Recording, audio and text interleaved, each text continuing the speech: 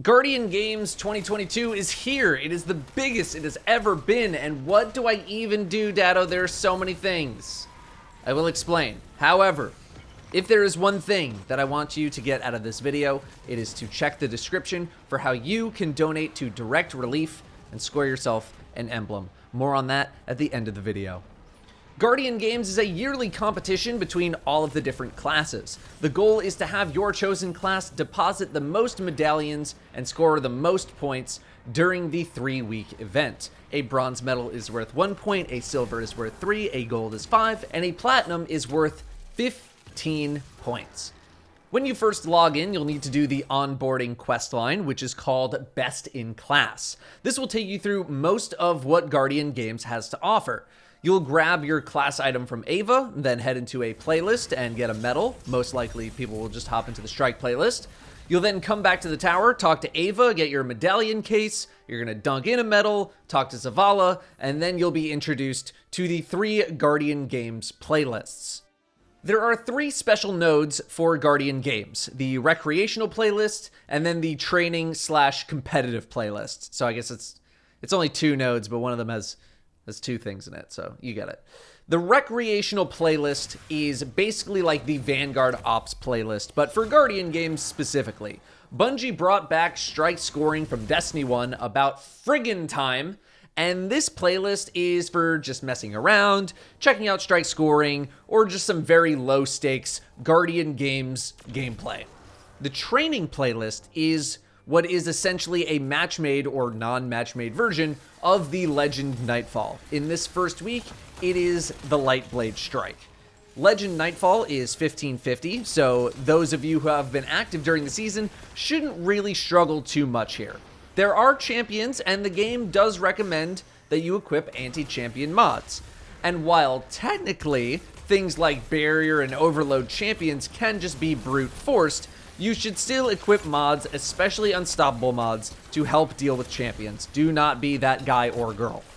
You should try to put on the proper elemental weapons as well, but there's no match game, so yeah, whatever.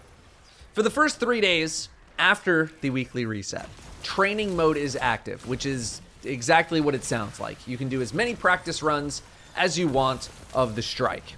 Then on the 4th day, the competitive version opens up, and this is where things actually count. So what are you even competing for? An emblem.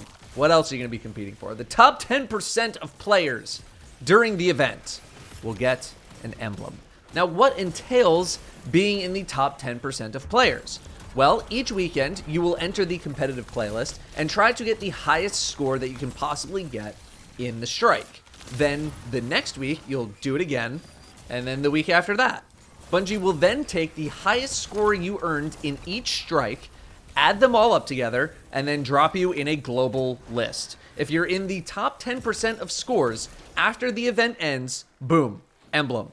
This does mean that you'll want to compete every single week to give yourself the best chance. Personally, I think that as long as you run each strike and complete it before the timer starts taking away your points, you'll probably be in the top 10%. But don't take my word for it. Get in there and play like there's actually a reason to pay attention in the strike playlist for once. So, for example, my best score on the Lightblade this week is 211,000 so far. If that's the best I end up doing for the week, then Bungie is going to log that score. But keep in mind that your training playlist score is not going to count. You do need to do a run in the competitive list. Next week, let's say I get 190,000 on the next strike. The final week, I get 150,000 on the final strike, whatever it is. So we add up all those numbers, and if I'm in the top 10% of all the players that competed during Guardian Games, I get the emblem.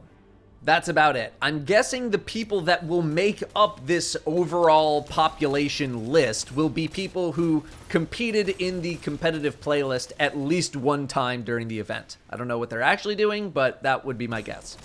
Strike scoring has returned to Destiny, finally, and this is a big part of the strike experience. You want to be maximizing the amount of strike medals you get during a run in order to score more points. There's a full breakdown of all the different medals that you can get in the Season 16 section of the Triumphs page. The more you get, the more you're going to score. Simple as that. Of the people who actually take this part seriously, this will be the difference maker when it comes to scores. Finally, let's not forget about the Contender's Boon. There's Bronze Contender's Boon, Silver, and Gold. You get a tier of this boon when you complete a training or competitive run of this playlist. And this buff at gold level is nuts. It's basically a global buff to everything that you do while in these playlists. Killing stuff stacks the buff, and when you hit maximum stacks, you get even more of a boost. Killing stuff with guns boosts your ability recharge rates. Killing stuff with abilities boosts your weapon damage. You're also going to get tons of supers as a result. It resets every week, but it was not too much of a struggle to get gold in the training playlist. I got platinums on every run that I did, playing with randomly match-made players. So that's the individual / team challenge part of Guardian games. Then we have the class competition, which you will probably be a little more familiar with, which is done by turning in medallions.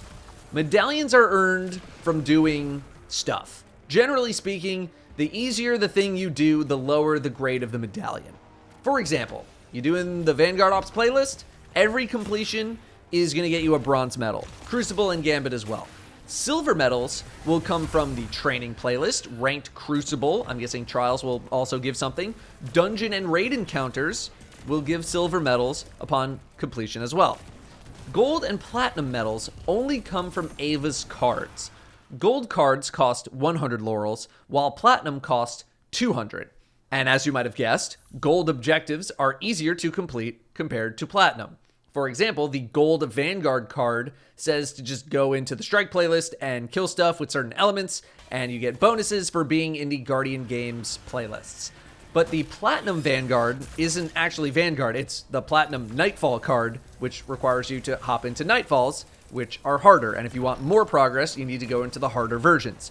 So picking which medal you do comes down to how much you can invest into doing that card. If you have a solid team, then blasting through a high-level Nightfall shouldn't really be a big deal to get a Platinum Medallion. If you're solo, maybe the gold card is going to be better for your time.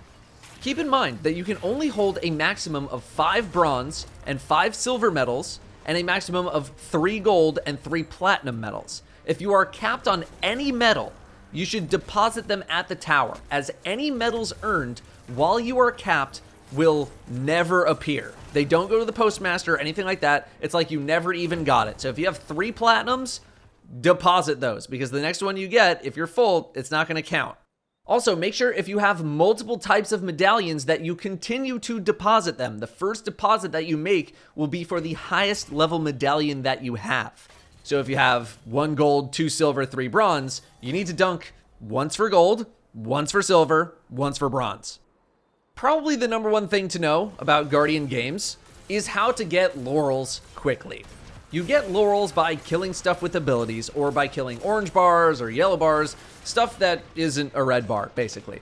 But you must have the class item equipped in order to get them to drop. If you're wondering why you're not seeing any Laurels drop, it's your class item. For those of you with armor loadouts saved in whatever app you might be using, don't forget about your class item. This messed me up several times. It is worth making the swap in your app, whatever you're using, to the Guardian Games class item. There is a cap of 500 Laurels. Once you have 500, you cannot get any more, and they do not go to the postmaster. So once you got 500, start spending them on cards. They will also disappear after a short time on the ground. You cannot just leave them on the ground. So what's the best way to farm Laurels? Well, if you own the 30th anniversary pack, the start of Grasp of Avarice is a great spot to farm. 8 years later, it's back to being one of the best spots in the game to farm. Who would have thought?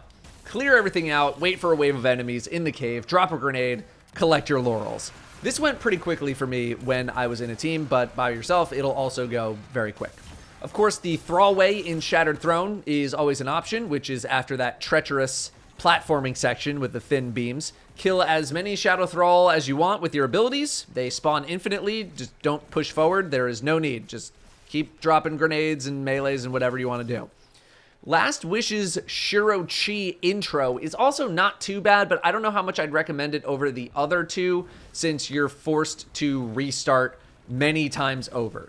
Grasp of Avarice is probably going to be the easiest for most people. There's no checkpoint needed. You don't need to throw around checkpoints. You can just hop in at will and leave with no issues and come back whenever you want. What's the best way to farm medallions, specifically platinum ones? Well, based on the first day, it's group farming lost sectors. I'm not even joking. Ava has a platinum card that asks you to complete lost sectors on higher difficulties. But here's the thing. There's nothing that says you need to do it by yourself.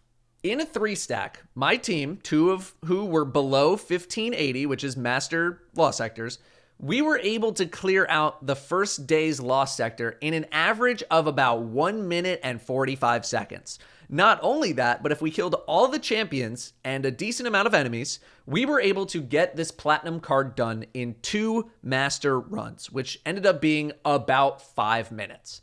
This might not be possible with every lost sector, depending on which one is available on the day, certain differences in champion quantities and all that, but you'll definitely be able to speedrun them in a group.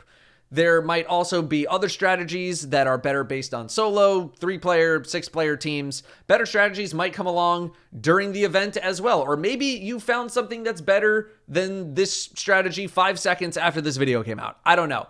If you find something better than this, feel free to drop it in the comments. I will try to update it in a pinned comment or the description or something. The other platinum medallions are things like kill stuff at a higher difficulty in the Throne World, Legend Campaign, Lost Sectors, kill stuff at a higher difficulty in seasonal content, Legend Psyops, you get it. Master Lost Sectors can just go really fast in a group of 3. There's nothing that says you can't do it solo though, it just will take a little bit longer to do.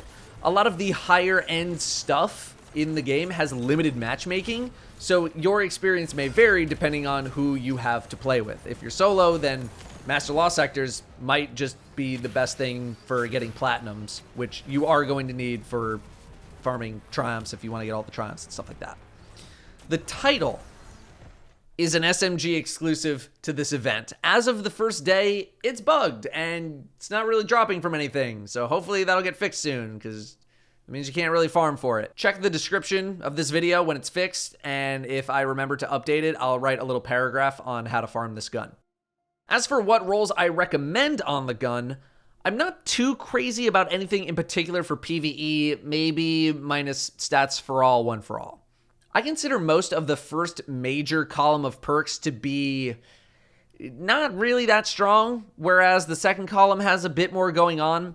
Still though, for PvE, I think stats for all, 1 for all is really going to be the only thing that I'm interested in grabbing. Again, for PvE. PvP-wise, bit of a different story.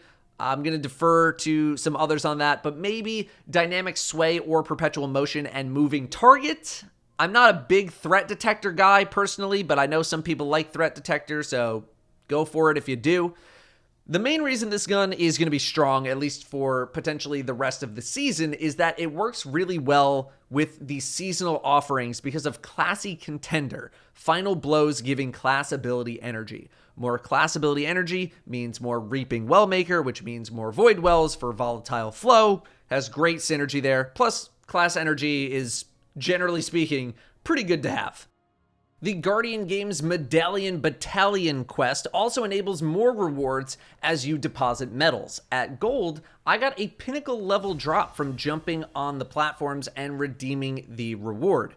You also get a little GG symbol by your shoulder for the week, depending on your progression. There are also going to be rewards for the competitive playlist, it looks like. One more thing. I am competing in the first Guardian Games Cup. I was asked to be team captain of the Titans in the USA region, and while we are competing for most medallions scored during the event within certain parameters, we are also trying to raise money for Direct Relief, which is a humanitarian aid organization. If you donate $25 to any of the teams competing through the links in the description, you will get yourself an in-game emblem. If you're not a Titan and want to donate to your respective class and or region, the other links in the description have a full list of all of the teams competing from every region and every class. Again, just check the links in the description. It's all labeled there. I think that's everything for Guardian Games. I'm pretty sure I got most of it. If I missed something, just let me know. I'll add it to the description or I'll pin a comment or something. Best of luck out there. Thank you for watching, and go Titans!